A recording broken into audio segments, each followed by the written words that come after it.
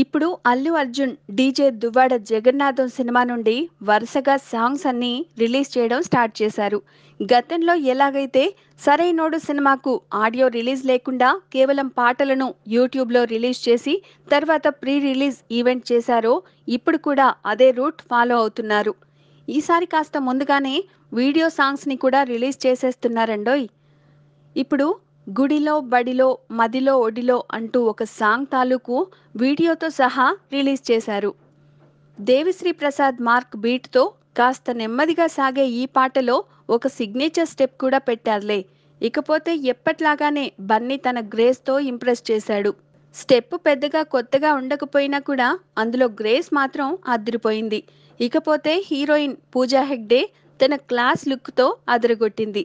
రసరమ్యంగా కనిపించే ఆమె ఫిజిక్తో బన్నీకి పోటీగా డాన్సులు వేస్తుంటే అబ్బబ్బా అదో వింత కవ్వింపు అంతే. ప్రత్యేకంగా ఈ పాట గురించి చెప్పాల్సిన మరో విషయం ఏంటంటే ఈ పాటను అబుదాబిలో షూట్ చేశారు. ఈ మధ్య కాలంలో అక్కడికి వెళ్ళి షూట్ చేసిన తెలుగు సినిమా ఇదే. అయాంక బోస్ సినిమాటోగ్రఫీ కూడా చాలా బాగుందనే చెప్పాలి.